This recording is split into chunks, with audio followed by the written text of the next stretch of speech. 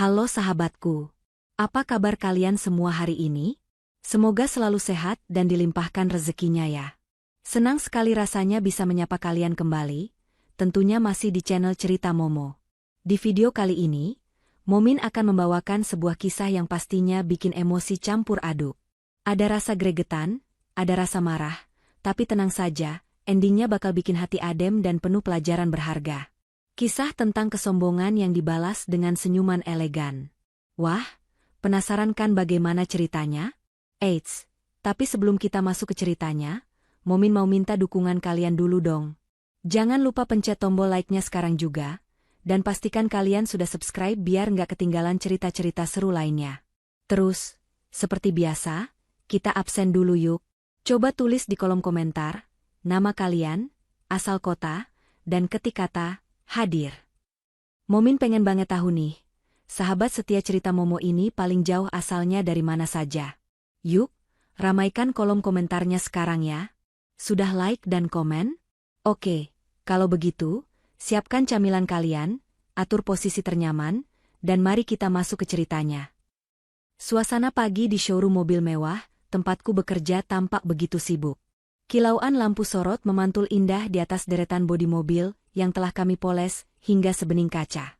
Aku, Sheila, sedang merapikan tumpukan brosur di meja resepsionis ketika suara sepatu hak tinggi beradu dengan lantai marmer terdengar mendekat. Iramanya begitu angkuh, seolah pemilik langkah itu ingin seluruh dunia tahu kehadirannya. "Rina, tolong kamu handle tamu yang baru masuk itu ya. Aku masih harus menyelesaikan laporan bulanan untuk Pak Dharma," bisikku pada Rina, rekan kerjaku yang berdiri di samping. Rina mengangguk, namun sedetik kemudian wajahnya berubah tegang. Ia menyenggol lenganku dengan kasar. "Shell, lihat deh siapa yang datang. Itu, bukannya Mas Alan, mantan suamimu?" Jantungku berdegup kencang. Aku mendongak dan seketika nafasku tercekat. Di sana, berdiri Alan, pria yang 2 tahun lalu menceraikanku dengan alasan aku tidak selevel dengannya. Ia tidak sendirian. Tangannya menggandeng mesra seorang wanita dengan dandanan mencolok, gaun merah menyala yang terlalu ketat, dan tas bermerek yang dipamerkan di lengan. Itu Ovi, wanita yang menjadi alasan hancurnya rumah tanggaku dulu. Aku menarik nafas panjang, berusaha menenangkan gemuruh di dada. "Profesional, Sheila. Kamu sekarang bukan lagi istri yang dicampakan, kamu adalah sales eksekutif terbaik di tempat ini." Aku merapikan blazerku dan memasang senyum paling manis, meski hatiku perih. "Biar aku saja yang hadapi," ucapku pada Rina. Aku melangkah mendekati mereka. Alan yang sedang tertawa lebar sambil menunjuk-nunjuk sebuah mobil sport, tiba-tiba terdiam saat melihatku datang. Matanya membulat, namun sedetik kemudian berubah menjadi tatapan meremehkan yang sangat aku kenal. Wah, lihat siapa yang ada di sini, Yang," ujar Alan dengan suara lantang, sengaja agar didengar pengunjung lain. Ia menoleh pada Ovi. Ternyata mantan istriku yang hemat itu kerja di sini. Jadi sales ternyata. Ovi menatapku dari ujung rambut sampai ujung kaki dengan tatapan jijik, lalu tertawa kecil sambil menutup mulutnya. "Oh, ini si Sheila itu? Yang katanya nggak bisa dandan itu ya, Mas? Ternyata aslinya lebih kucel dari di foto ya." Aku tetap tersenyum, mengabaikan hinaan mereka yang menusuk ulu hati.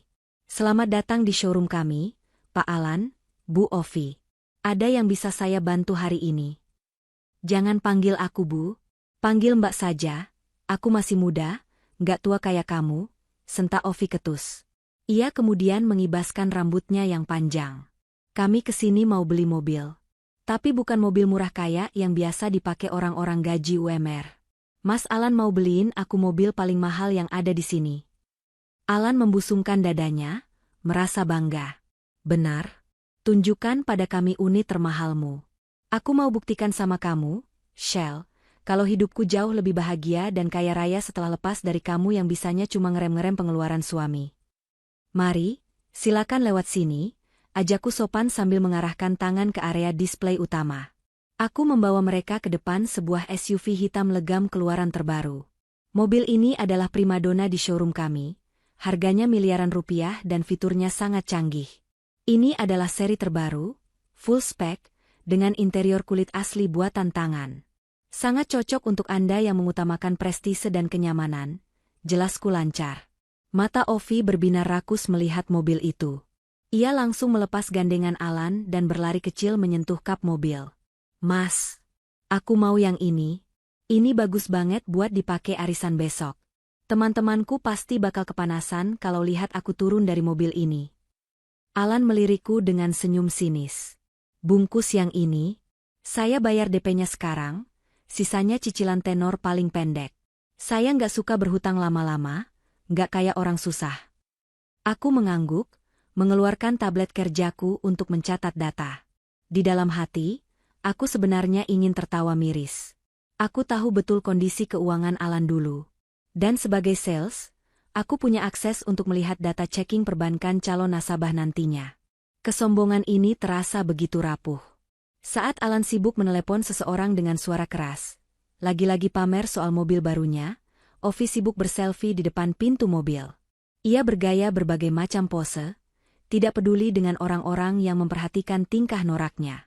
Aku mendekat untuk membukakan pintu mobil, agar ia bisa melihat interior dalam. Saat tubuh kami berpapasan sangat dekat, aku menatap Ovi. Wanita ini telah merebut suamiku, menghina masa laluku, dan kini merendahkan pekerjaanku. Tapi anehnya, aku tidak merasa marah. Aku justru merasa kasihan. Aku sedikit mencondongkan tubuh ke arah telinganya, sementara Alan masih sibuk tertawa di telepon. Silakan dicoba duduk di dalam, Mbak, ucapku wajar. Lalu aku merendahkan suara hingga menjadi bisikan yang hanya bisa didengar olehnya. Hati-hati ya, Mbak. Ovi tersentak. Ia menoleh cepat ke arahku dengan kening berkerut. Senyum di wajahnya lenyap seketika digantikan rasa bingung. Maksud lo apa ngomong gitu? Ngancem gue lo? Desis Ovi pelan tapi tajam. Aku kembali menegakkan tubuh dan tersenyum ramah, seolah tidak terjadi apa-apa. Hati-hati kepalanya terbentur saat masuk. Mbak, mobil ini atapnya agak rendah demi aerodinamika. Ovi mendengus kasar, merasa dipermainkan. Dasar aneh. Bilang aja iri kan lo lihat gue dimanjain Mas Alan? Ia pun masuk ke dalam mobil sambil membanting pintu cukup keras. Aku hanya berdiri diam di samping mobil itu, memeluk tablet kerjaku. Dalam hati aku membatin, bukan, Mbak, aku bukan menyuruhmu hati-hati pada mobilnya. Tapi hati-hatilah pada pria yang sedang kau banggakan itu. Karena aku tahu, di balik jas mahalnya, ada bom waktu yang siap meledak. Alan kemudian menghampiriku, melempar kartu identitasnya ke atas meja display dengan sombong. Urus administrasinya sekarang. Jangan lelet. Baik, Pak. Segera saya proses. Jawabku singkat. Permainan baru saja dimulai. Mereka pikir mereka datang sebagai raja dan ratu. Padahal mereka baru saja melangkah masuk ke dalam perangkap gengsi mereka sendiri. Dan aku akan menjadi penonton VIP di barisan paling depan. Tanganku sedikit gemetar saat menerima kartu identitas milik Alan. Foto di KTP itu masih sama. Wajah yang dulu pernah aku cintai setengah mati, wajah yang pernah menjadi imam dalam sholatku. Namun kini, melihat wajah itu hanya menyisakan perih yang perlahan mulai mengering menjadi bekas luka. Saat aku mengetik data dirinya ke dalam sistem komputer, memoriku mau tidak mau terlempar mundur ke 2 tahun yang lalu. Hari di mana duniaku runtuh seketika. Masih teringat jelas sore itu, hujan turun deras sekali, seolah langit ikut menangis bersamaku. Alan melempar amplop coklat ke atas meja ruang tamu kami yang sederhana. Aku mau cerai, Shell. Aku sudah nggak tahan hidup sama kamu, ucap Alan dingin, tanpa menatap mataku. Aku yang saat itu sedang menyeduh teh hangat untuknya, terpaku. Cangkir di tanganku nyaris jatuh. Maksud Mas Alan apa? Apa salahku? Mas, kita bisa bicarakan ini baik-baik. Salahmu? Alan tertawa sinis. Salahmu adalah kamu itu membosankan. Kamu terlalu kaku, terlalu irit, terlalu perhitungan. Hidup itu cuma sekali, Shell. Aku mau menikmatinya, bukan cuma menabung recehan demi recehan kayak orang susah. Aku capek tiap mau beli barang bermerek sedikit saja kamu ngomel soal tagihan listrik lah, uang belanjalah. Kamu nggak bisa bikin aku merasa jadi laki-laki sukses.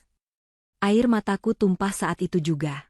Padahal aku berhemat demi masa depan kami, demi melunasi hutang-hutang Alan yang sering gali lubang tutup lubang demi gaya hidupnya. Tapi di matanya, pengorbananku adalah kekangan. Dan asal kamu tahu, lanjut Alan dengan kejam, ada wanita lain yang lebih mengerti aku. Ovi.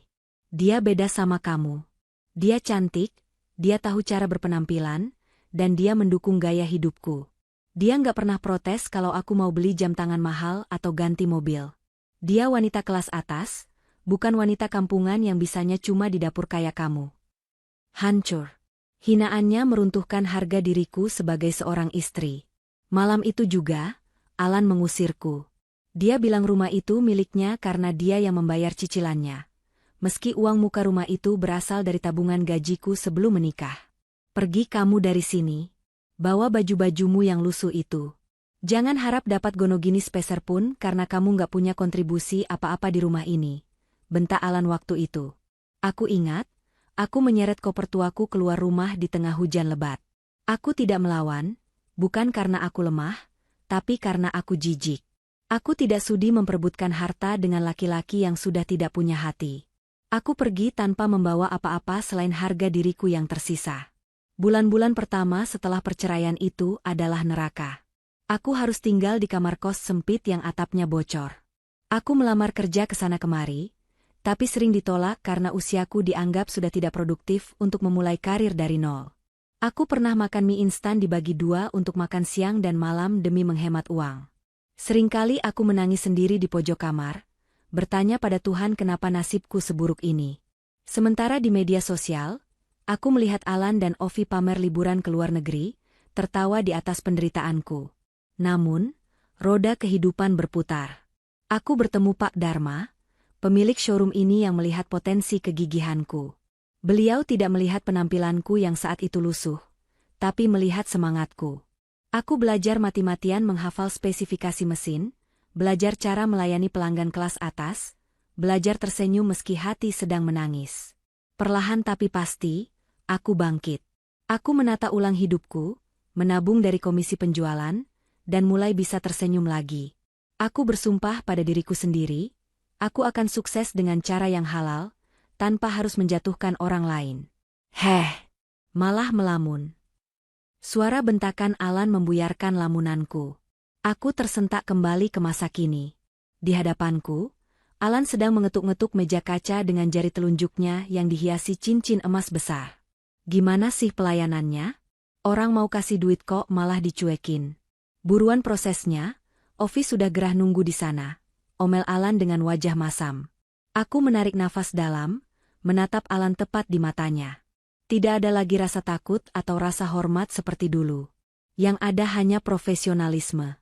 Maaf, Pak Alan. Sistem sedang loading sebentar. Jawabku tenang. Alan mendengus meremehkan. Makanya, kerja itu yang benar. Lihat aku sekarang, Shell. Datang ke sini beli mobil miliaran, cash bertahap. Coba kalau dulu kamu nggak pelit, mungkin kamu yang sekarang duduk manja di mobil itu, bukan jadi bawahan yang melayanimu kayak gini. Nyesel kan kamu sekarang? Aku tersenyum tipis sambil menyodorkan formulir yang sudah dicetak.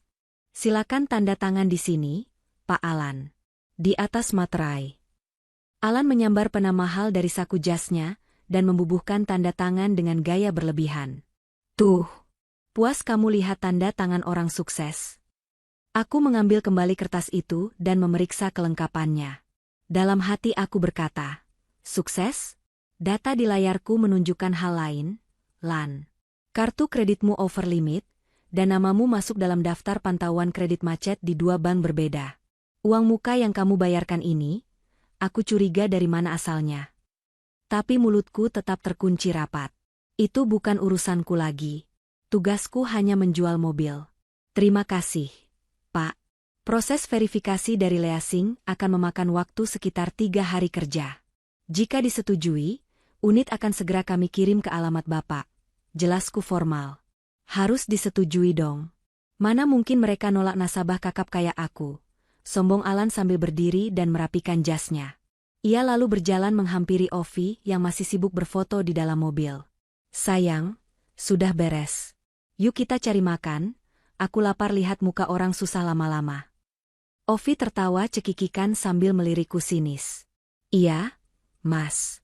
Di sini hawanya panas ya, padahal AC-nya dingin. Mungkin aura kemiskinan salesnya nular.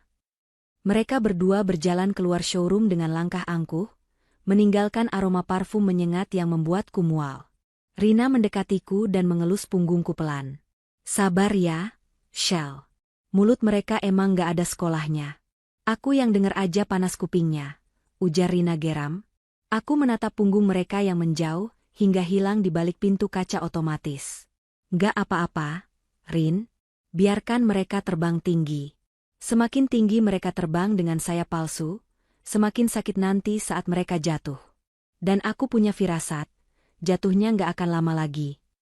Aku kembali duduk dan mulai memproses data Alan.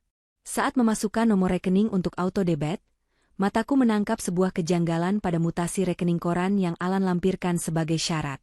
Ada aliran dana masuk yang besar secara tiba-tiba kemarin sore, jumlahnya pas sekali dengan nominal uang muka mobil ini. Keterangan transfernya membuat keningku berkerut. Itu bukan dari hasil usaha, melainkan pencairan dana pinjaman online berbunga tinggi dan tunggu. Ini transfer dari rekening usaha, toko bangunan Alan Jaya? Aku tertegun. Alan mengambil modal usaha tokonya sendiri untuk dijadikan DP mobil? Itu sama saja bunuh diri finansial. Toko bangunan itu butuh perputaran uang tunai yang cepat untuk beli barang dari supplier. Kalau uangnya dipakai beli mobil mewah yang nilainya turun terus, bagaimana dia mau belanja stok barang minggu depan? Bodoh, gumamku pelan. Kamu benar-benar menggali kuburanmu sendiri demi gengsi pada mantan istrimu, Lan. Proses pengajuan kredit mobil mewah itu ternyata berjalan lebih cepat dari dugaan, meskipun ada beberapa catatan merah dari pihak leasing yang sebenarnya berisiko. Namun, karena Alan bersikeras menambah nominal uang muka, yang aku yakini diambil dari pos modal usaha fatal lainnya, persetujuan itu akhirnya turun juga. Hari ini, mereka kembali datang ke showroom untuk penandatanganan akad kredit dan pemilihan skema angsuran. Kali ini, Alan tampil lebih necis dengan kemeja sutra yang kancing atasnya sengaja dibuka, memperlihatkan kalung emas tebal. Ovi masih setia menggelayut manja di lengannya, seolah takut Alan akan lari jika dilepaskan sedetik saja. Mereka duduk di ruang VIP kaca, tempat di mana biasanya nasabah prioritas dilayani. Aku masuk membawa tumpukan dokumen kontrak, diikuti Rina yang membantu membawakan mesin EDC untuk gesek kartu. Jadi, Pak Alan, ujarku membuka pembicaraan sambil meletakkan simulasi cicilan di atas meja. Berdasarkan persetujuan leasing, ada 3 opsi tenor yang bisa Bapak pilih. Ada 3 tahun, 4 tahun, dan 5 tahun. Untuk cash flow yang aman, saya sarankan ambil yang 4 tahun karena bunganya kompetitif dan angsuran per bulannya tidak terlalu membebani. Belum sempat aku menyelesaikan kalimatku, Alan langsung memotong dengan tawa meremehkan. Ia menggebrak meja pelan, lebih untuk pamer daripada marah. 4 tahun? Lama banget. Shell, kamu pikir aku nggak mampu bayar? Alan menatap Ovi sambil menaikkan alisnya, mencari validasi. Yang, masa kita nyicil mobil sampai 4 tahun? Kayak orang susah aja. Ovi mencebikkan bibirnya. Iya Mas. Malu dong sama teman-temanku. Masa mobil mewah nyicilnya lama kayak nyicil panci? Alan kembali menatapku dengan angkuh. Cari yang paling cepat lunas. Ada yang 1 tahun nggak? Atau 6 bulan sekalian? Aku menarik nafas, berusaha tetap tenang. Ada opsi 1 tahun, Pak. Tapi angsuran per bulannya akan sangat besar. Hampir menyentuh angka 80 juta rupiah per bulan. Apakah Bapak yakin? Mengingat perputaran bisnis toko bangunan Bapak sedang. Cukup. Sentak Alan. Wajahnya memerah. Kamu jangan sok tahu soal bisnisku, Shell. Toko bangunanku itu omsetnya miliaran. Uang segitu MAH kecil, cuma seharga jajan Ovi seminggu. Udah, buatkan kontrak yang 1 tahun. Aku mau lunas cepat biar BPKB-nya bisa langsung aku pegang. Aku menatap Alan lekat-lekat. Dalam hati aku ingin berteriak. Lan, omset itu bukan profit bersih. Kamu baru saja menghabisi modal kerjamu untuk DP, dan sekarang kamu mau membebankan cash flow bulananmu dengan angka yang tidak masuk akal? Kamu mau makan apa nanti? Tapi aku menahan diri. Sebagai sales, aku sudah memberikan saran terbaik. Jika nasabah memilih untuk melompat ke jurang, tugasku hanyalah memastikan dia menandatangani surat pernyataan bahwa dia melompat atas kemauan sendiri. Baik, jika itu keputusan Pak Alan. Tenor 1 tahun, ujarku sambil mencentang kolom tersebut di dokumen. Saat aku sibuk mengisi data administrasi, Ovi mulai bertingkah lagi. Ia mengipas-ngipas wajahnya dengan tangan, padahal suhu ruangan VIP sudah disetel sangat sejuk. Aduh, gerah banget sih di sini. Pelayanan macam apa ini? Keluh Ovi dengan suara manja yang dibuat-buat. Matanya melirik arahku, lalu beralih ke Rina yang berdiri diam di sudut ruangan. Mbak yang itu. Iya, kamu. Bawain saya minum dong. Jus jeruk perasia, jangan pakai gula, esnya dikit aja. Cepetan, saya haus. Rina terbelalak. Wajahnya merah pada menahan emosi. Rina adalah sales senior, bukan office girl. Di showroom ini, kami punya staf khusus pantry untuk menyajikan minuman, tapi Ovi sengaja menyuruh Rina dengan nada seperti menyuruh pembantu. Maaf, Bu, maksud saya Mbak. Saya akan panggilkan staf pantry untuk. Jawab Rina berusaha sopan, meski giginya bergemeretak. Loh, kok malah nyuruh orang lain? Saya maunya kamu yang ambilin. Kan kamu sales di sini, harusnya melayani pembeli dong. Apalagi pembeli yang beli mobil paling mahal kayak Mas Alan. Potong Ovi ketus. Alan hanya tertawa melihat tingkah istrinya, seolah itu hiburan yang lucu. Turutin aja kenapa sih? Istriku ini lagi sensitif, jangan bikin dia bad mood. Kalau dia bad mood, nanti batal lo belinya. Kalian juga yang rugi kehilangan komisi. Rina sudah mengepalkan tangannya, siap meledak. Melihat gelagat buruk itu, aku segera berdiri dan menyentuh lengan Rina pelan, memberikan kode lewat tatapan mata agar ia tenang. Biar saya saja, Rin. Kamu tolong fotokopi KTP dan NPWP Pak Alan di belakang ya, ujarku lembut. Rina menatapku tak percaya, seolah berkata, kamu mau diperbudak sama pelakor itu, Shell. Tapi aku mengangguk mantap. Rina akhirnya mendengus kesal, menyambar KTP Alan, dan keluar ruangan dengan langkah menghentak. Nah, gitu dong. Mantan istri harusnya emang lebih tahu diri melayani majikan baru. Sindir Ovi sambil tersenyum kemenangan menatapku. Aku tersenyum tipis, sangat tipis. Tunggu sebentar ya, Mbak Ovi. Jus jeruk peras tanpa gula, es sedikit. Aku melangkah menuju pantry. Di sana, Rina sedang membanting tutup mesin fotokopi dengan kesal. Gila ya tuh orang dua. Shell, sumpah aku nggak terima kamu direndahin kayak gitu. Itu si Ovi gayanya selangit, padahal cuma numpang hidup sama Alan. Dan Alan?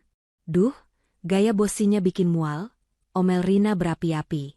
Aku menuangkan jus jeruk ke dalam gelas kristal dengan tenang. Tenang, Rin. Marah-marah cuma bikin kerutan di wajahmu nambah. Sayangkan skincare mahalmu. Tapi harga dirimu, Shell, kamu itu sales terbaik tahun ini loh. Masa disuruh-suruh kayak babu sama gundik? Protes Rina.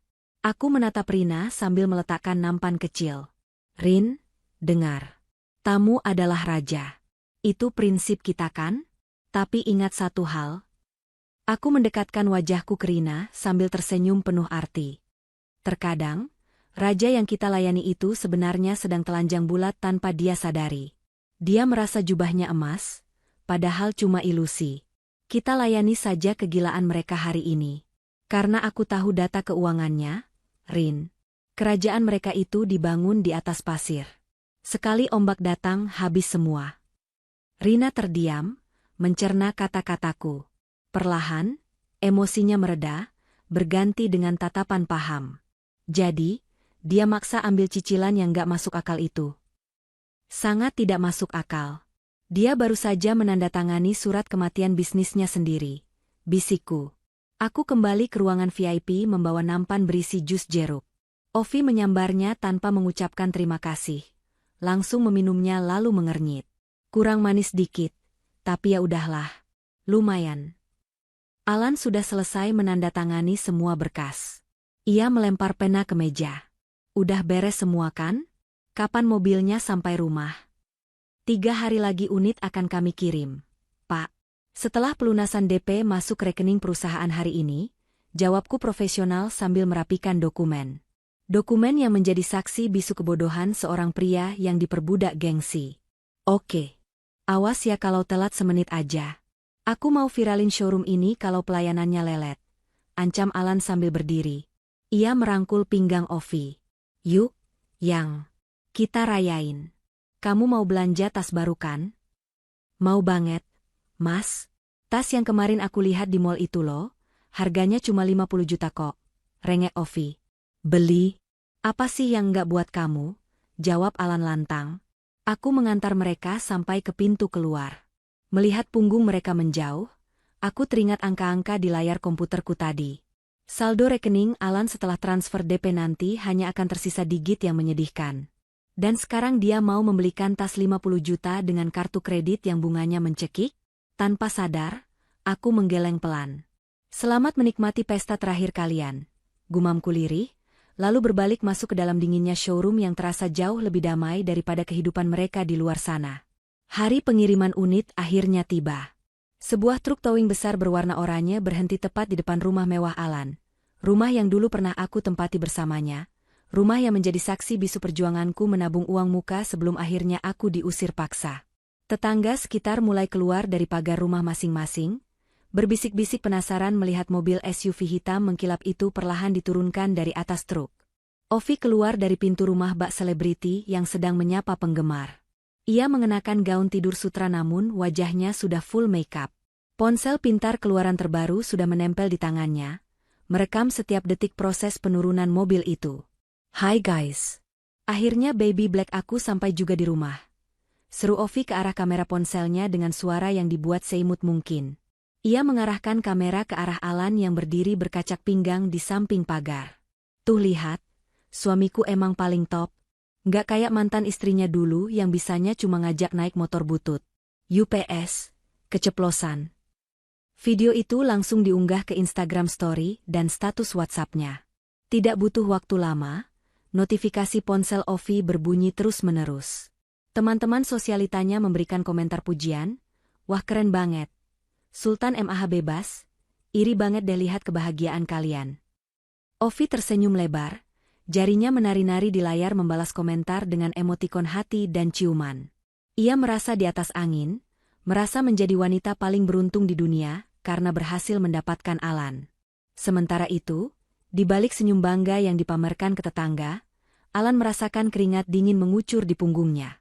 Saat petugas pengiriman menyodorkan berita acara serah terima untuk ditandatangani, tangan Alan sedikit gemetar. Ia baru saja mengecek saldo rekening operasional tokonya pagi ini. Kosong. Benar-benar kosong melompong. Uang yang seharusnya digunakan untuk membayar tagihan semen dan besi minggu ini, sudah berubah wujud menjadi onggokan besi mewah di hadapannya ini. Selamat ya, Pak Alan. Unit sudah diterima dengan baik. Ini kuncinya, ujar petugas towing sopan. Ya, terima kasih, jawab Alan tergagap. Ia segera menyembunyikan kegugupannya dengan tawa keras. Nah, sayang, mobil sudah siap. Kamu mau coba keliling komplek? Nanti aja Mas. Panas. Mending kita foto-foto dulu buat fit. Tolak Ovi manja. Ia menarik lengan Alan untuk berpose di kap mobil. Di tempat lain, tepatnya di pantry kantor showroom, Rina membanting ponselnya ke meja dengan kesal. Sumpah ya, Shell. Si Ovi ini bener-bener nggak punya otak. Lihat deh caption postingan barunya. Seru Rina emosi sambil menyodorkan layar ponselnya ke depan wajahku. Aku yang sedang menikmati bekal makan siangku, nasi merah dan tumis sayur buatan sendiri, hanya melirik sekilas. Di layar itu terpampang foto Ovi sedang mencium pipi Alan dengan latar belakang mobil baru mereka. Captionnya tertulis, Alhamdulillah, rezeki istri solehah. Makasih suamiku sayang.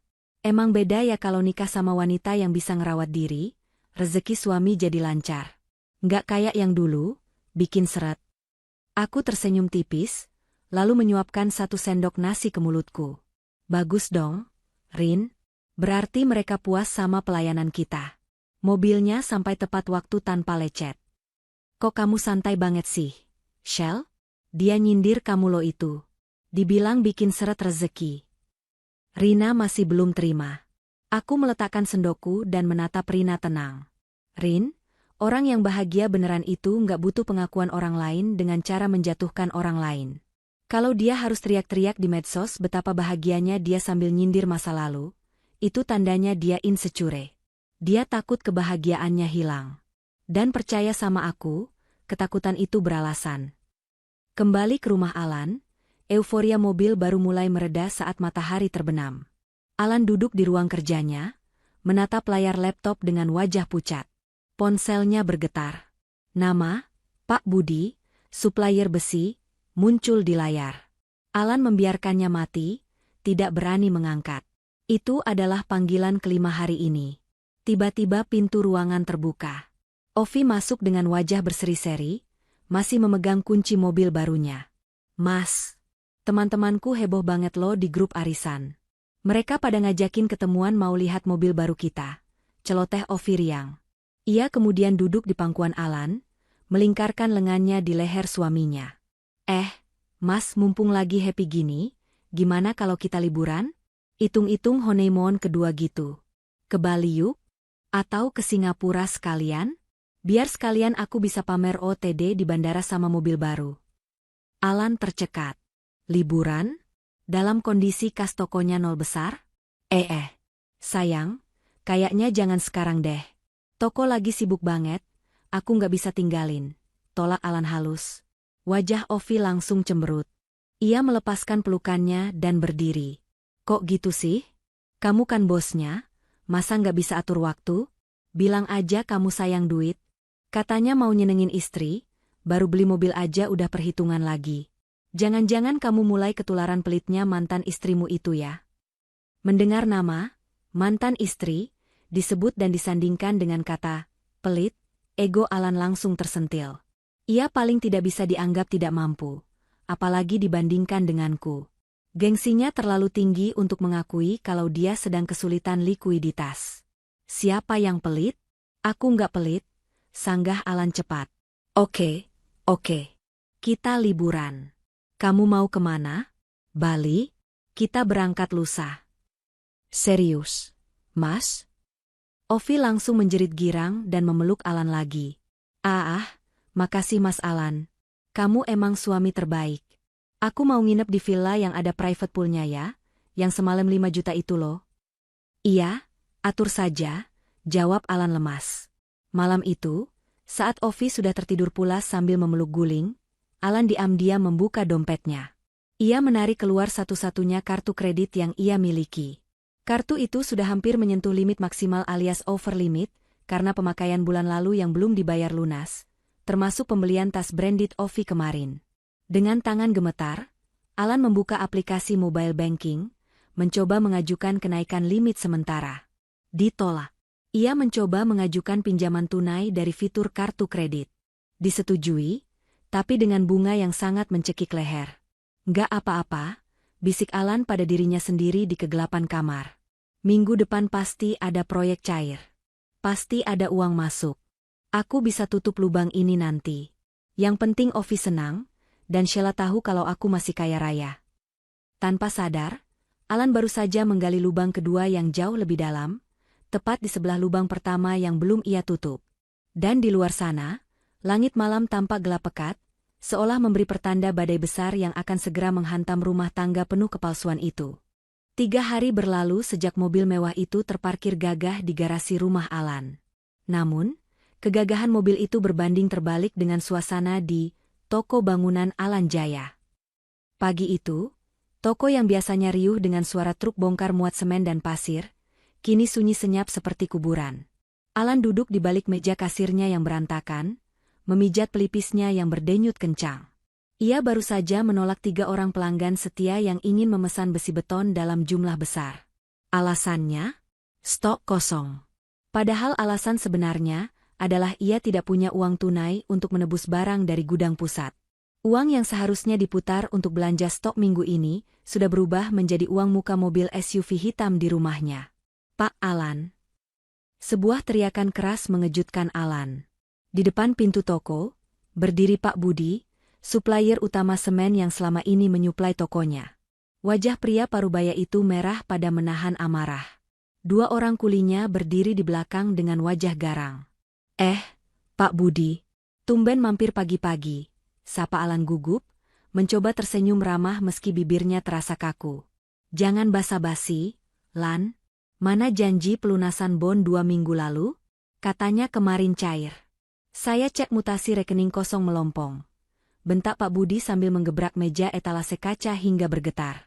Jantung Alan mencelos. Sabar, Pak. Ada kendala teknis di bank. Proyek saya pembayarannya mundur sedikit. Tolong kasih saya waktu 3 hari lagi. 3 hari gundulmu. Potong Pak Budi kasar.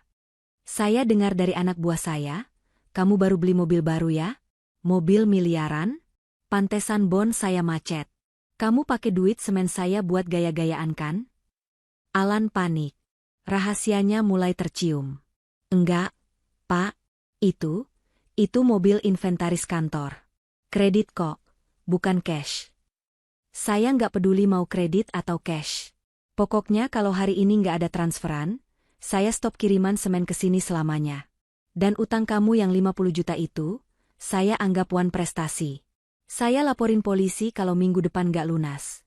Ancam Pak Budi sebelum berbalik pergi dengan emosi meluap-luap. Alan terduduk lemas di kursinya. Kakinya gemetar. Ancaman stop kiriman barang artinya tokonya akan mati suri. Tanpa barang, tidak ada penjualan. Tanpa penjualan, tidak ada uang masuk. Lingkaran setan itu mulai menjerat lehernya. Sementara itu di rumah, Ovi sedang sibuk mematut diri di depan cermin besar kamarnya. Kamar itu berantakan dengan baju-baju pantai yang berserakan di kasur. Ia sedang mencoba topi pantai lebar untuk persiapan liburan ke Bali lusa nanti. Duh, yang ini warnanya kurang matching sama bikini baruku. Gumam Ovi sambil melempar topi itu ke lantai. Tiba-tiba, suara gedoran keras di pagar depan membuat Ovi terlonjak. Gedoran itu tidak sopan, kasar, dan disertai teriakan-teriakan memanggil nama Alan. Alan, keluar. Ovi mengintip dari balik tirai jendela lantai 2. Di depan pagar besi rumah yang tinggi, ada 4 orang pria bertubuh kekar dengan jaket kulit hitam. Mereka bukan tamu biasa. Mereka terlihat menyeramkan. Ovi ketakutan setengah mati. Ia segera menelepon Alan. Halo, Mas Alan, kamu di mana? Ada preman di depan rumah gedor-gedor pagar. Aku takut, Mas. Jerit Ovi histeris begitu telepon diangkat. Di ujung telepon, Alan terdengar panik. Hah? Siapa? Jangan keluar, Yang. Kunci pintu. Aku pulang sekarang. 15 menit kemudian, mobil Alan melesat masuk ke halaman rumah, nyaris menabrak pot bunga. Ia melompat turun dan menghampiri gerombolan pria itu. Terjadi perdebatan sengit di depan pagar. Ovi tidak bisa mendengar apa yang mereka bicarakan, tapi ia melihat Alan memohon-mohon sambil menangkupkan kedua tangannya, lalu menyerahkan beberapa lembar uang berwarna merah, mungkin sisa uang kas toko terakhir, kepada pimpinan gerombolan itu. Setelah pria-pria itu pergi, Alan masuk rumah dengan wajah pucat pasi dan kemeja yang basah oleh keringat dingin. Mas, siapa mereka? Mereka mau ngerampok kita? Tanya Ovi sambil memeluk lengan Alan, tubuhnya masih gemetar. Alan menarik nafas panjang. Otaknya berputar cepat mencari kebohongan yang masuk akal. Ia tidak mungkin bilang kalau itu adalah penagih utang dari koperasi simpan pinjam, tempat ia meminjam uang, panas, bulan lalu. Bukan, sayang. Itu cuma salah paham. Mereka mandor-mandor proyekku yang salah terima info soal gaji tukang. Udah beres kok, udah aku kasih uang pegangan, dusta Alan. Ovi melepaskan pelukannya, menatap Alan curiga. Masa mandor tampangnya kayak preman terminal gitu? Kamu nggak lagi ada masalah utang kan, Mas? Pertanyaan itu menohok ulu hati Alan. Tapi egonya menolak untuk jujur. Utang apa sih? Kamu kok nggak percaya sama suami sendiri? Bisnisku lancar jaya. Udah jangan dipikirin. Kamu lanjut packing aja buat ke Bali. Tiket pesawat udah aku amanin. Mendengar kata Bali dan tiket, kecurigaan Ovi langsung menguap. Prioritasnya adalah bersenang-senang. Ya udah deh kalau gitu. Awas ya kalau liburan kita batal gara-gara urusan kerjamu. Di sisi lain kota, suasana kontras terjadi di sebuah restoran keluarga yang nyaman. Aroma ikan bakar dan sambal terasi menguar menggugah selera. Aku duduk berhadapan dengan Rina. Di meja kami terhidang berbagai macam lauk pauk yang lezat. Gila, Shell. Banyak banget pesennya. Emang lagi ulang tahun? Tanya Rina sambil menyendok cumi goreng tepung. Aku tersenyum lebar sambil menunjukkan layar ponselku pada Rina. Notifikasi mutasi rekening baru saja masuk. Alhamdulillah, Rin. Komisi penjualan unit SUV-nya Alan sudah cair. Dan karena dia ambil tenor pendek dengan asuransi all risk paling mahal, insentifku jadi 2 kali lipat dari biasanya. Jelasku dengan mata berbinar. Rina melongo melihat nominal yang tertera, lalu tertawa terbahak-bahak. Ya ampun, ini sih namanya karma instan versi barokah. Mantan suamimu yang sombong itu secara nggak langsung lagi nafkahin kamu. Shell, dia yang bayar mahal-mahal buat pamer, kamu yang nikmatin hasilnya buat masa depan. Benar, Rin. Uang ini cukup banget buat nambahin tabungan DP rumah impianku. Aku sudah incar satu perumahan subsidi yang lingkungannya asri. Biarpun kecil, setidaknya itu rumahku sendiri. Rumah yang pintunya tidak akan pernah tertutup buat orang tuaku. Ucapku penuh syukur. Aku membayangkan wajah ibuku nanti saat aku memberitahu kalau aku sudah bisa membeli rumah sendiri. Dulu, Alan selalu melarang orang tuaku menginap lama-lama di rumah kami dengan alasan risih. Tapi sekarang, dengan uang yang didapat dari kesombongan Alan, aku justru bisa memuliakan orang tuaku. Ironis ya, gumam Rina sambil mengunyah. Si Ovi di sana mungkin lagi pamer mobil baru, tapi dia nggak tahu kalau mobil itu yang bikin kamu bisa makan enak hari ini. Biarkan saja, Rin. Setiap orang punya jatah rezekinya masing-masing. Tugasku cuma kerja keras dan bersyukur. Soal Alan dan Ovi, biarlah waktu yang menjawab bisikanku kemarin. Aku menyeruput es teh manisku dengan perasaan lega yang luar biasa. Tidak ada dendam, tidak ada sakit hati. Yang ada hanya rasa kasihan. Karena aku tahu betul, fondasi hidup mereka sedang retak seribu, menunggu waktu untuk runtuh sepenuhnya.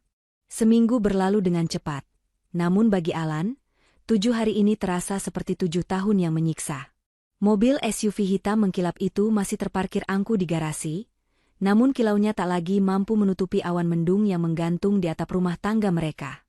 Liburan ke Bali yang dijanjikan Alan batal dengan alasan, ada audit mendadak di toko. Padahal kenyataannya kartu kredit Alan sudah ditolak saat hendak memesan tiket pesawat online. Pagi itu, suasana di meja makan terasa dingin. Ovi mengaduk-aduk buburnya dengan malas, wajahnya ditekuk masam. Ia masih kesal karena gagal pamer berbikini di pantai Bali. Mas, jadi audit tokonya sampai kapan sih? Teman-temanku udah nanyain lo, kok nggak jadi upload foto liburan? Gerutu Ovi tanpa menatap suaminya. Alan yang sedang meneguk kopi hitam tersedak pelan. Sabar dong, Yang. Namanya bisnis, ada pasang surutnya. Minggu depan deh, kalau urusan pajak beres, kita langsung berangkat. Di tengah keheningan yang canggung itu, ponsel Alan yang tergeletak di meja makan bergetar hebat. Layar menyala menampilkan nama kontak yang asing, Lea Sing Pusat. Jantung Alan seakan berhenti berdetak. Ia buru-buru menyambar ponsel itu sebelum Ovi sempat melihatnya jelas, lalu beranjak menjauh menuju teras belakang. Siapa, Mas? Tanya Ovi curiga. Klien penting minta kirim bataringan. Sahut Alan panik sambil setengah berlari. Namun, Ovi bukan wanita bodoh. Gelagat Alan yang seperti orang dikejar hantu membuatnya penasaran. Diam-diam, Ovi meletakkan sendoknya, melepaskan sandalnya agar tidak bersuara, dan mengendap-endap mengikuti Alan ke balik pintu kaca pembatas ruang tengah dan teras. Di teras, Alan sedang berbisik-bisik dengan nada tinggi namun tertahan. Mbak, tolonglah, jangan telepon ke rumah. Saya lagi ada tamu, desis Alan pada telepon. Suara dari seberang sana terdengar cukup keras karena Alan tidak sengaja menekan tombol volume saat panik. Atau mungkin karena speaker ponselnya yang rusak karena pernah jatuh. Samar-samar, Ovi bisa mendengar suara wanita tegas dari seberang sana. Mohon maaf, Bapak Alan. Kami hanya menjalankan prosedur. Autodebit untuk pembayaran angsuran pertama yang jatuh tempo hari ini gagal dilakukan. Keterangan dari bank adalah saldo tidak mencukupi.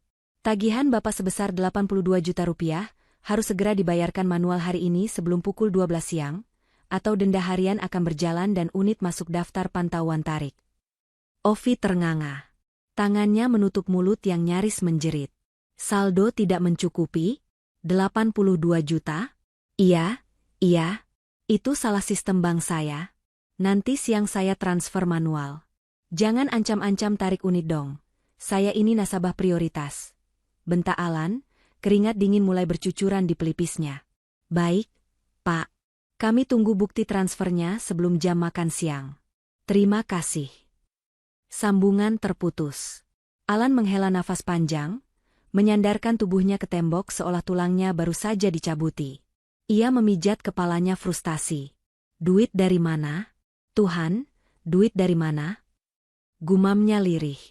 Jadi selama ini kamu bohong, Mas? Suara itu membuat Alan melonjak kaget. Ia berbalik dan mendapati Ovi berdiri di ambang pintu dengan wajah merah padam, matanya berkaca-kaca menahan amarah. Ovi, sayang, kamu ngapain di situ? Itu tadi cuma orang iseng. Penipuan? Alan mencoba berkilah, mendekati istrinya dengan tangan gemetar. Jangan sentuh aku. Ovi menepis tangan Alan kasar. Penipuan apanya? Itu jelas-jelas orang leasing. Kamu bilang kamu kaya raya? Kamu bilang omset miliaran? Kenapa bayar cicilan pertama aja nggak bisa? Saldo kosong katanya? Dengerin dulu penjelasan aku. Itu rekening operasional yang kosong, rekening utamaku lagi di hold karena... Bohong, teriak Ovi histeris. Air matanya mulai tumpah. Pantesan kita nggak jadi ke Bali. Pantesan kartu kreditmu kemarin declinet pas kita makan di mall, dan kamu alasan mesin edisinya rusak. Ternyata kamu emang nggak punya duit. Ovi mundur beberapa langkah, menatap Alan dengan pandangan yang berubah total. Rasa bangga yang selama ini ia rasakan saat menggandeng Alan, seketika luntur berganti rasa malu dan tertipu. Dan di detik itulah, ingatan Ovi terlempar mundur ke kejadian seminggu lalu di showroom. Wajah Sheila yang tenang, senyumnya yang misterius, dan bisikan pelan itu tiba-tiba terngiang kembali dengan sangat jelas di telinganya. Hati-hati ya, Mbak. Ovi tertegun. Nafasnya tercekat. Sheila. Desis Ovi pelan. Dia tahu semuanya dari awal. Ovi menatap Alan dengan tatapan nanar. Sekarang aku ngerti maksud mantan istrimu itu. Dia bukan ngancem aku, Mas. Dia lagi ngasih peringatan. Dia kerja di sana, dia pasti lihat data keuanganmu pas kamu ngajuin kredit. Dia tahu kamu itu cuma tong kosong nyaring bunyinya, makanya dia senyum-senyum sinis. Alan terdiam, wajahnya pucat pasi karena tak bisa lagi menyangkal. Gila ya kamu, Mas, ucap Ovi lirih, namun penuh penekanan. Kamu maksa beli mobil semahal itu cuma buat pamer ke mantan istrimu? Kamu pertaruhkan hidup kita cuma buat gengsi di depan Sheila? Dan bodohnya, Sheila tahu kamu nggak mampu. Dia pasti lagi ngetawain kita sekarang. Dia tahu bom waktu ini bakal meledak, dan dia biarin kita ngambil bom itu. Cukup, Enam. Aku lakuin ini juga buat kamu. Kan kamu yang minta mobil mewah biar bisa pamer ke teman-teman arisanmu. Alan balik membentak, tak mau disalahkan sepenuhnya. Oh, jadi nyalahin aku sekarang. Ovi tertawa sumbang. Kalau kamu laki-laki beneran, kamu harusnya bilang kalau nggak mampu. Bukan nipu istri sendiri dengan gaya sok sultan tapi aslinya banyak utang. Ovi berbalik badan dan berlari masuk ke kamar, membanting pintu dengan keras hingga figura foto pernikahan mereka di dinding bergoyang miring. Alan ditinggalkan sendirian di teras. Matahari semakin tinggi, namun dunianya terasa semakin gelap. Ia menatap mobil hitam di garasi dengan tatapan benci. Mobil itu bukan lagi trofi kemenangan, melainkan monster besi yang siap menelan hidupnya bulat-bulat. Dan bayangan wajah Sheila yang tersenyum tenang saat melayani mereka di showroom kembali menghantuinya. Bisikan, hati-hati ya, Mbak. Kini terdengar seperti vonis hakim yang sudah diketuk palu. Sheila tidak perlu melakukan apa-apa untuk membalas dendam. Ia hanya perlu duduk manis dan membiarkan Alan menghancurkan dirinya sendiri dengan senjata bernama kesombongan. Matahari belum sepenggalah naik, tapi keringat dingin sudah membasahi punggung Alan. Ia memacu SUV hitam mewah itu, membelah jalanan kota yang padat dengan perasaan berkecamuk. Setir kemudi berbalut kulit mahal yang seharusnya memberikan rasa bangga, kini terasa licin di telapak tangannya yang gemetar. Di kursi penumpang, tumpukan berkas tagihan dari supplier dan surat peringatan leasing teronggok berantakan, menjadi saksi bisu kehancuran finansial yang sedang ia alami. Alan tidak punya pilihan lain. Ia harus menelan ludahnya sendiri. Ia harus kembali ke tempat yang paling ia hindari saat ini, showroom tempat mantan istrinya bekerja. Sesampainya di parkiran showroom, Alan tidak langsung turun. Ia menatap pantulan wajahnya di kaca spion. Kusut, mata cekung kurang tidur, dan rambut yang biasanya tertata rapi kini berantakan. Ia mencoba merapikan kerah kemejanya, menarik napas dalam-dalam, mencoba memanggil sisa-sisa arogansinya.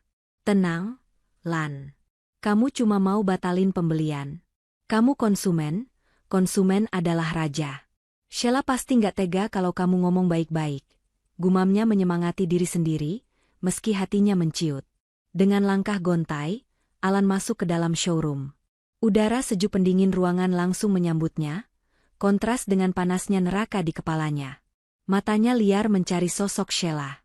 Ia melihat wanita itu sedang berdiri di dekat meja resepsionis, sedang menjelaskan fitur mobil pada sepasang suami istri tua dengan senyum ramah yang tulus.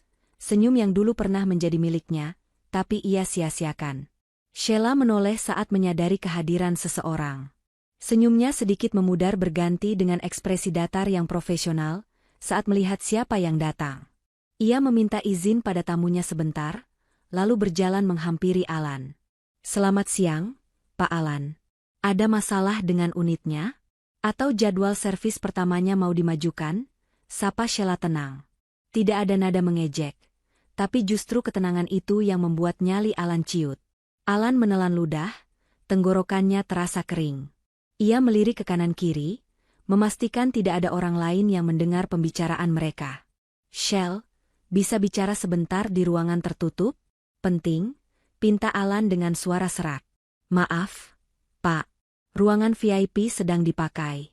Kita bicara di meja dealing saja di pojok sana," tolak Sheila halus namun tegas, menunjuk sebuah meja kaca bundar di sudut ruangan yang terbuka namun agak sepi. Alan menurut pasrah. Begitu mereka duduk, Alan langsung mencondongkan tubuhnya ke depan, tangannya meremas ujung meja kaca. "Shell, tolong aku," bisik Alan putus asa. "Aku mau batalin pembelian mobil ini. Aku mau balikin unitnya sekarang juga." Sheila mengangkat alisnya sedikit, pura-pura terkejut. "Loh, kenapa Pak? Bukannya kemarin Bu Ovi senang sekali dengan mobilnya? Baru seminggu loh." "Nggak cocok." "Iya, pokoknya nggak cocok." Kila Alan cepat, matanya bergerak gelisah. Suspensinya terlalu keras buat Ovi, dia jadi mual kalau naik mobil itu. "Jadi tolonglah, Shell. Kamu urus pembatalannya. Uang mukanya balikin ke aku, potong biaya administrasi 10% nggak apa-apa deh. Asal sisanya balik hari ini." Sheila menghela napas pelan, lalu menyandarkan punggungnya ke kursi dengan santai. Ia menatap mantan suaminya itu lekat-lekat. Ia tahu betul itu bukan alasan yang sebenarnya. Ia tahu Alan butuh uang cash itu kembali untuk menutup lubang hutang yang lain. "Pak Alan," panggil Sheila dengan penekanan pada kata, "Pak. Bapak kan pebisnis, pasti paham aturan main kontrak jual-beli. Barang yang sudah keluar dari showroom, sudah dipakai, STNK sudah dalam proses pengurusan, tidak bisa dikembalikan begitu saja hanya karena alasan tidak cocok. Ini bukan beli baju di pasar Tanah Abang. Tapi Shell, kita kan punya masa lalu." Alan mulai panik, suaranya sedikit meninggi namun tertahan.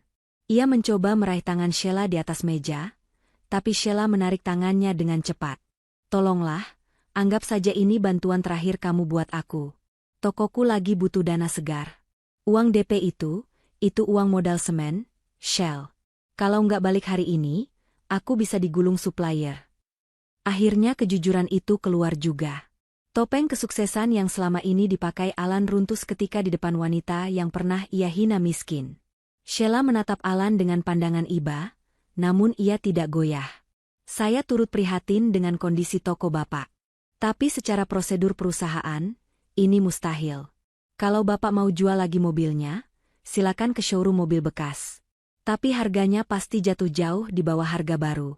Kami tidak bisa buyback. Shell, kamu jangan kejam dong. Alan mulai emosi, wajahnya memerah. Kamu sengaja ya mau lihat aku hancur? Kamu dendam kan sama aku? Saya tidak dendam, Pak Alan. Bapak sendiri yang memilih cicilan tenor 1 tahun, Bapak sendiri yang memaksa proses cepat, dan Bapak sendiri yang tanda tangan di atas materai tanpa membaca klausul pembatalan, jawab Sheila dingin. Saya sudah peringatkan di awal, tapi Bapak terlalu sibuk pamer. Saat Alan hendak membentak lagi, tiba-tiba pintu kaca showroom terbuka kasar. Suara langkah sepatu hak tinggi yang tergesa-gesa memecah ketegangan. Mas Alan. Alan membeku. Darahnya seolah berhenti mengalir. Ia kenal betul suara itu. Perlahan ia menoleh ke arah pintu. Ovi berdiri di sana dengan napas terengah-engah, matanya menyalang penuh amarah. Rupanya Ovi curiga dan diam-diam mengikuti mobil Alan menggunakan taksi online. Ovi. Gumam Alan lemas. Ovi berjalan cepat menghampiri meja mereka, tas mahalnya berayun liar di lengannya. Ia menatap Alan, lalu beralih menatap Sheila yang masih duduk tenang. Ngapain kamu di sini, Mas? Bentak Ovi tanpa mempedulikan pandangan karyawan lain. Kamu bilang mau ke bank buat urus transferan. Kenapa malah ketemu mantan istrimu di sini? Kamu mau selingkuh balik sama dia karena aku marah tadi pagi? Bukan, bukan gitu. Alan berdiri, mencoba menenangkan istrinya. Aku kesini mau komplain. Iya, mau komplain mobilnya ada yang rusak. Ovi menatap Alan dengan tatapan tajam, lalu melirik Sheila. Benar dia mau komplain, Mbak Sheila? Sheila tersenyum tipis, berdiri perlahan merapikan blazernya. Maaf Bu Ovi, Pak Alan kesini bukan untuk komplain kerusakan. Tapi Pak Alan memohon agar mobilnya bisa dikembalikan dan uang mukanya diminta kembali. Katanya, uang itu modal toko semen yang terpakai. Bagaikan disambar petir di siang bolong, tubuh Ovi menegang. Ia menatap Alan dengan mulut ternganga tak percaya. Kebohongan demi kebohongan yang disusun Alan terbongkar telanjang bulat di depan, musuh, bebuyutannya. Jadi benar? Suara Ovi bergetar menahan tangis dan malu. Jadi benar kamu bangkrut? Kamu mau balikin mobil impian aku buat nutup utang? Alan terdiam, menunduk dalam-dalam. Tidak ada lagi kata yang bisa ia rangkai. Jawab, Mas. Ovi mendorong dada Alan keras. Kamu bikin aku malu. Kamu pamer ke semua orang. Kamu janjiin aku kemewahan, ternyata kamu cuma pengemis yang ngemis duit balik ke mantan istrimu. Di mana harga dirimu sebagai laki-laki? Hah? Suara teriakan Ovi menggema di seluruh ruangan showroom. Beberapa sales lain dan pelanggan mulai berbisik-bisik menonton drama gratis itu. Sheila hanya diam menyaksikan, tangannya bersedekap di dada. Ia tidak perlu melakukan apa-apa. Hukuman bagi kesombongan sedang berjalan dengan sendirinya, dan itu jauh lebih menyakitkan daripada tamparan fisik manapun. Pulang, Ovi. Kita bicara di rumah, ajak Alan lirih, mencoba menarik tangan istrinya. Lepas, tepis Ovi kasar. Aku nggak mau pulang naik mobil itu. Mobil itu bukan punya kita kan? Itu cuma rongsokan yang kamu beli pakai uang utang. Aku jijik naik mobil itu. Ovi berbalik menatap Sheila dengan mata merah berair. Ada rasa malu yang luar biasa terpancar di sana, karena ia sadar Sheila telah menang telak tanpa perlu bertarung. Ovi kemudian membalikkan badan dan berlari keluar showroom sambil menangis. Meninggalkan Alan yang berdiri terpaku di tengah ruangan, menjadi tontonan kehinaan yang ia ciptakan sendiri. Suasana di dalam showroom yang semula hening dan elegan, seketika berubah menjadi panggung drama paling memalukan. Langkah Ovi terhenti tepat di pintu kaca otomatis, saat Alan berhasil menyusul, dan mencengkeram pergelangan tangannya dengan kasar. Ovi, tunggu. Jangan bertingkah kayak anak kecil. Kita bicarakan ini di rumah. Desis Alan dengan napas memburu, matanya melotot memberi isyarat agar Ovi diam. Namun, rasa malu dan kecewa yang sudah memuncak di ubun-ubun membuat Ovi kehilangan kendali. Ia menghempaskan tangan Alan dengan sekuat tenaga hingga tubuh suaminya itu terhuyung menabrak tiang penyangga brosur. Bicara di rumah? Rumah yang mana? Teriak Ovi lantang, suaranya melengking memecah kesunyian showroom. Rumah yang sertifikatnya ternyata sudah kamu gadaikan diam-diam buat modal usaha yang bangkrut itu? Hah? Alan terbelalak. Wajahnya pucat pasi. Ia tidak menyangka Ovi mengetahui rahasia yang ia simpan rapat-rapat di laci brankasnya. Ovi, diam. Pelankan suaramu, bentak Alan panik, mencoba mendekat lagi. Enggak, biar semua orang dengar. Ovi menunjuk wajah Alan dengan jari telunjuk yang gemetar. Biar Mbak Sheila dengar, biar karyawan-karyawan sini dengar. Bahwa kamu, Alan, laki-laki yang sok kaya ini, ternyata cuma penipu ulung. Kamu janjiin aku hidup enak. Kamu janjiin aku jadi ratu. Tapi nyatanya apa? Kamu cuma jadiin aku tameng buat nutupin kegagalanmu. Para pengunjung lain dan staf showroom kini menghentikan aktivitas mereka. Semua mata tertuju pada pasangan suami istri yang sedang saling menelanjangi aib itu. Rina, yang berdiri di sampingku, menyikut lenganku pelan sambil berbisik. Gila, Shell. Ini lebih seru daripada sinetron prime time. Aku tidak menjawab, hanya berdiri tegak dengan kedua tangan tertaut di depan perut. Wajahku tetap tenang, namun hatiku berdesir. Inilah yang aku maksud dengan hati-hati. Bangunan rumah tangga yang didirikan di atas pondasi perselingkuhan dan kebohongan materi, pasti akan roboh saat badai pertama datang. Alan yang merasa harga dirinya diinjak-injak di depan umum, akhirnya meledak juga. Kesabarannya habis. Rasa malunya berubah menjadi amarah yang membabi buta. Heh, kamu ngaca dong, balas Alan tak kalah keras. Urat-urat lehernya menonjol keluar. Aku bangkrut gara-gara siapa? Gara-gara kamu. Kamu wanita matre yang gak pernah puas. Tiap hari kerjanya cuma minta duit, minta tas, minta perawatan wajah yang harganya puluhan juta. Kamu pikir aku punya pohon duit? Itu kewajiban kamu sebagai suami, jerit Ovi histeris. Air matanya melunturkan maskara mahalnya, membuat wajahnya tampak mengerikan. Kewajiban? Alan tertawa sumbang, tawa yang terdengar menyakitkan. Dulu waktu sama Sheila, aku bisa nabung. Sheila bisa ngatur duit. Bisnisku lancar karena dia nggak banyak nuntut. Tapi sejak sama kamu, hartaku habis cuma buat nurutin gengsi kampunganmu itu. Kamu yang maksa minta mobil ini kan? Kamu yang maksa liburan kan? Sekarang pas aku jatuh, kamu malah mau lari? Dasar parasit. Kata-kata, parasit, itu menampar ego Ovi dengan telak. Ia maju selangkah dan, plak. Sebuah tamparan keras mendarat di pipi kiri Alan. Suaranya menggema, membuat beberapa orang di ruangan itu menahan napas kaget.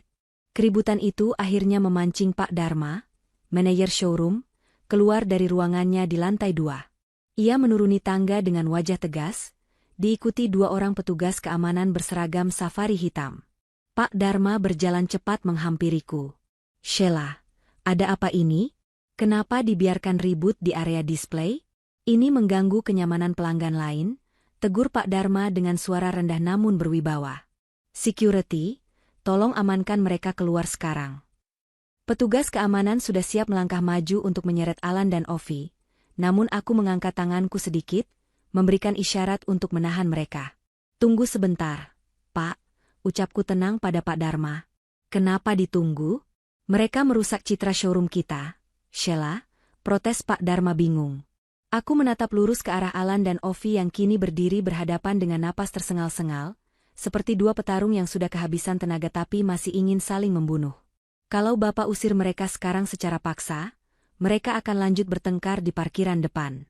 Nanti malah jadi tontonan orang lewat di jalan raya, direkam, dan viral membawa nama showroom kita dengan citra buruk.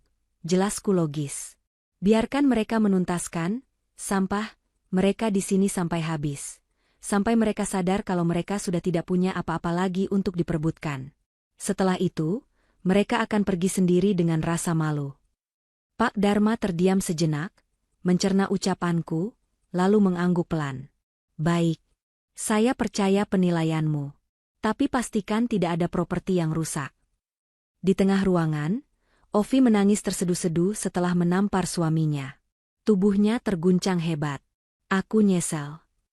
Raung Ovi di sela tangisnya. Aku nyesel ninggalin pacarku yang dulu demi kamu, Mas. Aku kira kamu lebih kaya, Ternyata kamu cuma tong kosong. Tahu gitu mending aku nggak usah nikah sama kamu. Alan memegang pipinya yang merah bekas tamparan. Matanya menatap Ovi dengan tatapan kosong, seolah baru menyadari kenyataan pahit. Wanita yang ia banggakan, wanita yang ia bela mati-matian sampai tega mengusir istri sahnya yang setia, ternyata hanya mencintai isi dompetnya. Dan saat dompet itu kosong, cintanya pun menguap tanpa sisa. Alan menoleh perlahan ke arahku. Tatapan kami bertemu. Dulu, tatapan itu penuh cinta. Lalu berubah menjadi tatapan penghinaan. Kini, tatapan itu penuh dengan penyesalan dan permintaan tolong yang bisu.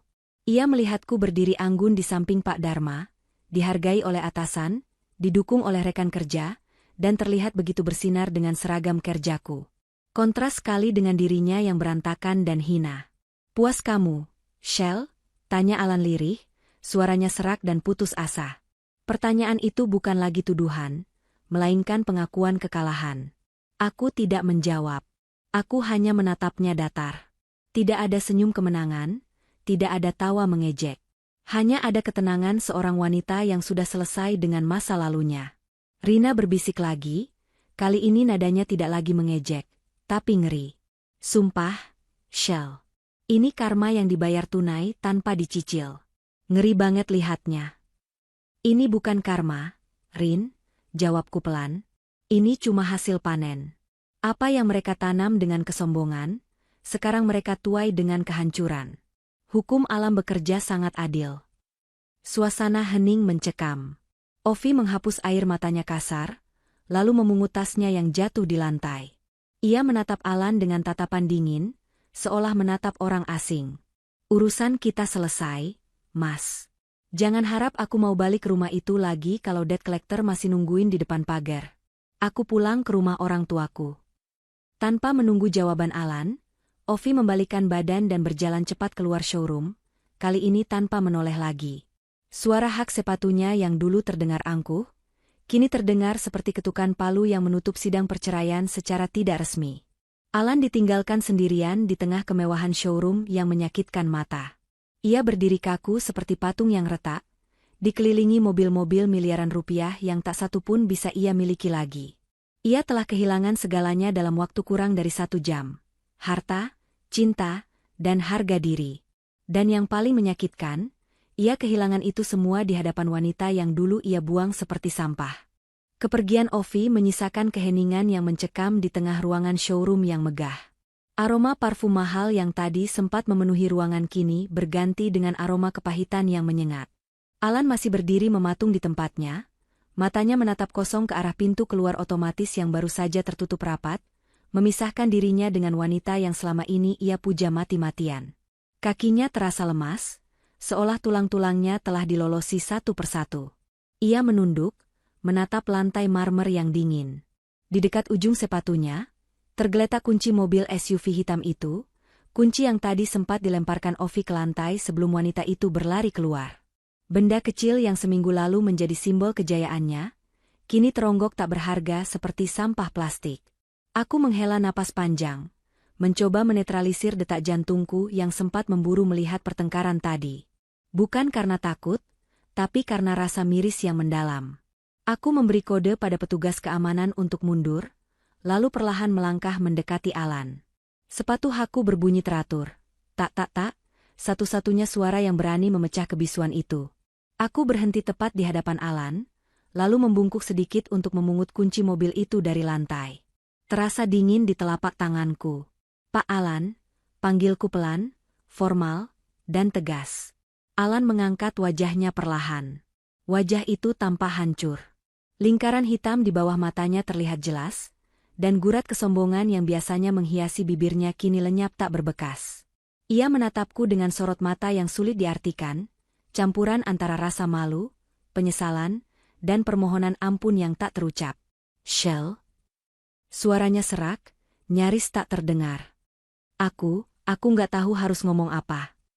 "Tidak perlu bicara apa-apa, Pak," potongku cepat. Aku tidak ingin mendengar permintaan maaf yang lahir dari keterdesakan. Itu bukan penyesalan murni, itu hanya kepanikan. Sesuai dengan data yang baru saja masuk dari pihak leasing pusat dan pengakuan Bapak tadi soal kondisi finansial, unit kendaraan ini statusnya ditarik. Pihak leasing sudah mengirimkan surat kuasa penarikan via email ke manajemen kami 5 menit yang lalu. Alan terdiam. Ia tahu ia tidak punya daya lagi untuk membantah. Jadi mobilnya hilang? Tanyanya bodoh. Bukan hilang, Pak. Tapi dikembalikan kepada pemilik sahnya, yaitu pihak leasing, karena Bapak gagal memenuhi kewajiban. Koreksiku. Saya akan buatkan berita acara serah terima unit kembali.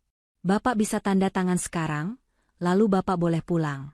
Urusan administrasi denda dan penalti akan dikirimkan tagihannya ke alamat rumah Bapak. Mendengar kata rumah, bahu Alan merosot semakin dalam. Ia sadar, mungkin sebentar lagi ia pun tidak akan punya rumah untuk dikirimi surat tagihan. Sertifikat rumah itu sudah ia jaminkan ke rentenir, dan jika toko bangunannya tidak segera beroperasi, rumah itu adalah target penyitaan berikutnya.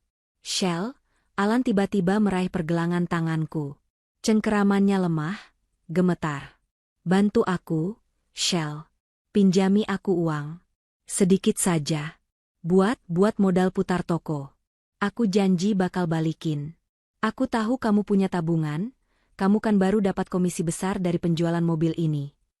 Aku menatap tangan Alan yang memegang lenganku, lalu menatap matanya dalam-dalam. Betapa ironisnya. Tangan ini dulu yang melempar amplop cerai ke wajahku.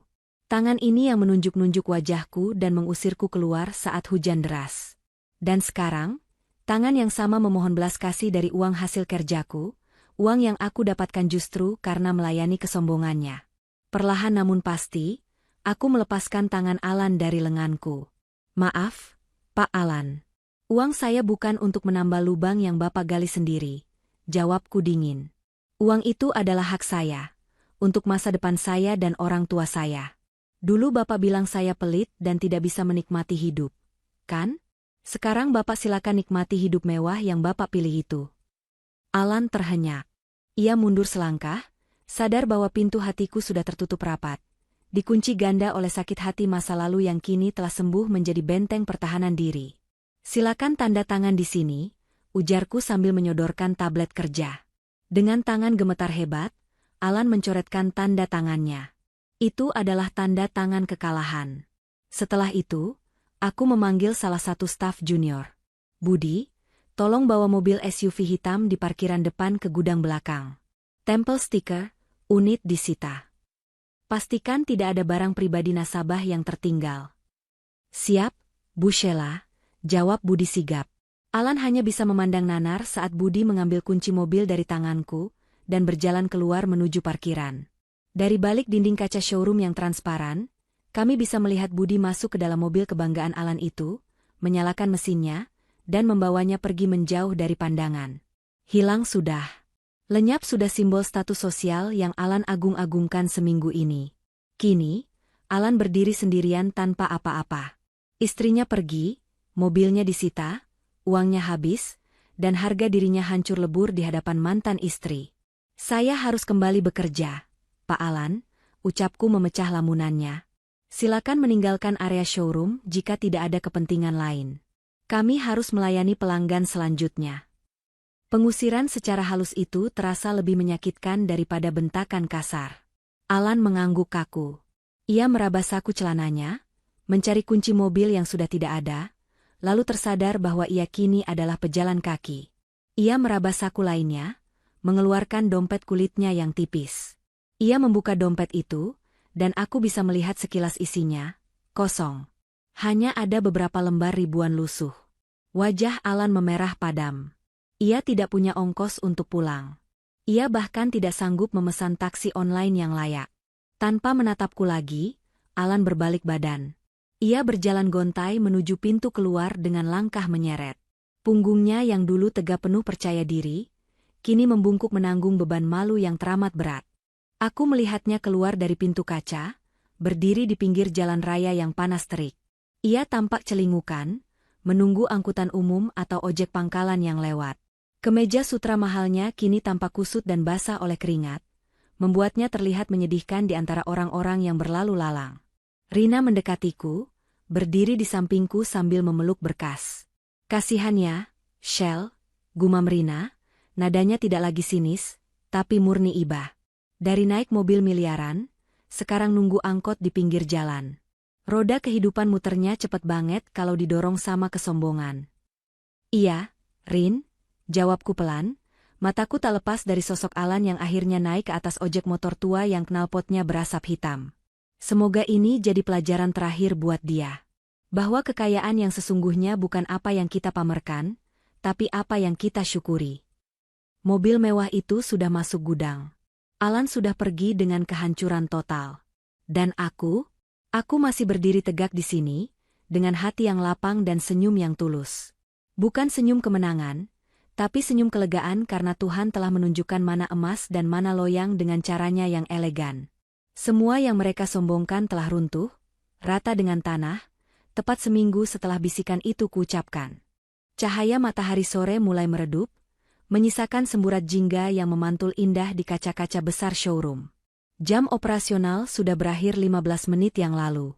Beberapa lampu utama mulai dipadamkan, menyisakan lampu sorot temaram yang membuat suasana menjadi lebih tenang setelah badai keributan siang tadi. Aku sedang membereskan meja kerjaku, memasukkan tablet dan berkas laporan penjualan ke dalam tas. Rina sudah siap dengan tas selempangnya, menungguku di dekat pintu keluar. Shell, yuk keburu malam. Aku mau mampir beli martabak buat ibu di rumah. Ajak Rina. Iya, sebentar. Kunci laciku macet sedikit. Sahutku sambil memutar kunci laci meja. Tepat saat bunyi, klik, terdengar tanda laci terkunci. Bayangan seseorang tertangkap oleh sudut mataku berdiri di ambang pintu kaca yang belum sepenuhnya dikunci. Sosok itu berdiri ragu-ragu, mematung di antara bayang-bayang senja. Aku menoleh dan tertegun. Itu Alan. Dia kembali. Namun kali ini, tidak ada lagi sisa-sisa kesombongan di wajahnya. Kemeja sutranya yang kusut dikeluarkan dari celana, lengan bajunya digulung asal-asalan, dan wajahnya tampak kusam seperti orang yang belum tidur berhari-hari. Ia terlihat 10 tahun lebih tua daripada saat ia datang pagi tadi. Rina hendak melangkah maju untuk mengusirnya, tapi aku menahan bahu Rina. Tunggu di luar sebentar ya, Rin. Biar aku selesaikan ini sekali untuk selamanya. Rina menatapku cemas, tapi akhirnya mengangguk dan melangkah keluar, memberikan kami ruang privasi. Aku berjalan perlahan mendekati Alan. Ia tidak berani menatap mataku. Pandangannya tertuju pada lantai marmer, seolah di sanalah tempat harga dirinya tercecer. Showroom sudah tutup. Lan. Ada yang tertinggal? Tanyaku datar, tidak lagi menggunakan embel-embel, Pak. Karena formalitas itu rasanya sudah tidak diperlukan lagi di antara puing-puing kehancurannya. Alan mengangkat wajahnya perlahan. Matanya merah dan basah. Semuanya, Shell. Semuanya tertinggal. Hidupku, masa depanku, harga diriku, semuanya habis. Suaranya bergetar hebat. Ia melangkah masuk sedikit, mendekatiku dengan langkah gontai. Ovi benar-benar pergi. Dia memblokir nomorku. Orang tuanya bahkan mengancam akan melaporkan aku atas penipuan kalau aku mencoba mendekatinya lagi. Rumah kita dulu, besok akan dipasang plangsita oleh bank. Toko disegel supplier. Aku mendengarkan semua itu tanpa ekspresi terkejut. Itu adalah konsekuensi logis dari rantai kebohongan yang ia rangkai sendiri. Lalu, kenapa kamu kembali ke sini? Tanyaku. Alan menatapku dengan tatapan nanar, campuran antara putus asa dan sedikit harapan semu. Shell, kamu pasti puas kan? Kamu pasti senang melihat aku hancur begini? Ini kan yang kamu tunggu-tunggu? Melihat mantan suamimu yang sombong ini merangkak di tanah? Aku menghela napas panjang, menatap pria yang dulu pernah menjadi pusat duniaku. Anehnya, tidak ada rasa benci, tidak ada rasa dendam, bahkan tidak ada rasa puas, seperti yang ia tuduhkan. Yang ada hanyalah rasa hampa dan kasihan, seperti melihat orang asing yang kecelakaan di jalan raya. Dengar baik-baik, Lan, ucapku lembut namun tegas. Aku tidak pernah mendoakanmu hancur. Aku tidak pernah meminta Tuhan untuk menghukummu. Sejak kamu mengusirku malam itu, aku sibuk. Aku sibuk menyembuhkan lukaku, aku sibuk bekerja, aku sibuk menabung untuk membelikan rumah buat ibu dan ayahku. Aku terlalu sibuk membangun kebahagiaanku sendiri sampai aku lupa untuk membencimu. Alan terdiam, air mata menetes di pipinya yang kotor. Jawaban itu menamparnya lebih keras daripada caci maki.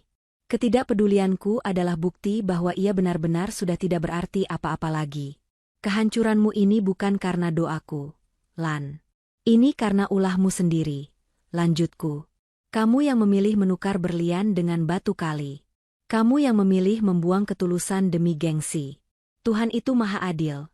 Dia hanya mengembalikan apa yang kamu lempar ke langit. Alan jatuh berlutut di hadapanku. Ia menangis terseduh-seduh, memegangi ujung blazerku. Maafkan aku, Shell. Maafkan aku. Aku bodoh. Aku menyesal. Bisakah kita? Tidak. Potongku cepat sebelum ia menyelesaikan kalimatnya yang konyol itu. Aku menarik mundur langkahku, melepaskan pegangannya. Gelas yang sudah pecah, meski direkatkan kembali, tetap akan melukai bibir yang meminumnya. Kita sudah selesai, Lan. Selesai sejak 2 tahun lalu. Alan mendongak, menatapku dengan putus asa. Terus aku harus kemana? Shell? Aku nggak punya siapa-siapa lagi. Aku menatapnya dengan rasa iba seorang sesama manusia. Pulanglah ke rumah orang tuamu. Minta maaf pada ibumu. Bersujudlah pada Tuhan. Mulailah lagi dari nol, tapi kali ini dengan cara yang benar. Jadilah laki-laki yang jujur, bukan yang hidup dalam topeng. Aku merogoh tasku, mengeluarkan selembar uang 100.000 rupiah, sisa kembalian makan siang tadi. Aku meletakkannya di tangan Alan yang gemetar. Ini bukan sedekah, dan bukan juga pinjaman. Ini ongkos buat kamu pulang ke rumah orang tuamu. Anggap saja bantuan terakhir dari teman lama. Setelah ini, jangan pernah temui aku lagi. Tanpa menunggu jawabannya, aku membalikan badan dan berjalan keluar pintu kaca. Rina sudah menunggu di sana. Aku menggandeng lengan Rina dan berjalan menjauh tanpa menoleh ke belakang lagi. Di belakangku, Alan masih bersimpu di lantai showroom yang dingin, menggenggam uang 100.000 itu sambil menangis meraung-raung dalam kesunyian. Ia akhirnya menyadari bahwa kekayaan terbesarnya dulu adalah wanita yang baru saja meninggalkannya pergi. Namun, penyesalan selalu datang terlambat. Langit malam sudah sempurna gelapnya. Bintang-bintang mulai bermunculan. Aku menatap langit sambil tersenyum lega. Beban masa laluku sudah terangkat sepenuhnya. Malam ini, aku akan pulang ke kontrakan, menelepon ibu di kampung, dan memberitahu beliau bahwa tabungan untuk rumah impian kami sudah cukup. Shell, kamu nangis? Tanya Rina pelan saat melihat mataku berkaca-kaca. Aku menggeleng sambil tersenyum lebar. Enggak, Rin. Kelilipan debu masa lalu aja. Sekarang sudah bersih kok. Yuk, pulang. Aku lapar. Kami melangkah ringan menembus malam.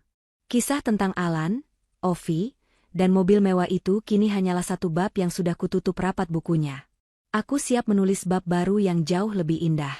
Pesan moral cerita. Kesombongan adalah awal kehancuran, jangan pernah hidup di atas gengsi dan kepalsuan.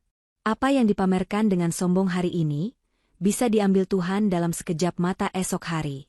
Hiduplah sesuai kemampuan, bukan sesuai kemauan orang lain. Balas dendam terbaik adalah menjadi sukses. Tidak perlu mengotori tangan untuk membalas orang yang menyakiti kita. Cukup fokus memperbaiki diri, bekerja keras, dan menjadi bahagia. Biarkan waktu dan takdir yang menyelesaikan sisanya. Hargai pasangan yang tulus. Jangan pernah menyia-nyiakan orang yang mau menemanimu berjuang dari nol, hanya demi silau pada orang baru yang hanya datang saat kamu sudah ada di puncak. Kesetiaan itu mahal harganya. Jangan ditukar dengan kesenangan sesaat. Integritas di atas segalanya. Kejujuran dalam mencari rezeki akan membawa berkah dan ketenangan. Sebaliknya, rezeki yang didapat atau dibelanjakan dengan cara yang salah hanya akan membawa kegelisahan dan masalah yang tak berujung.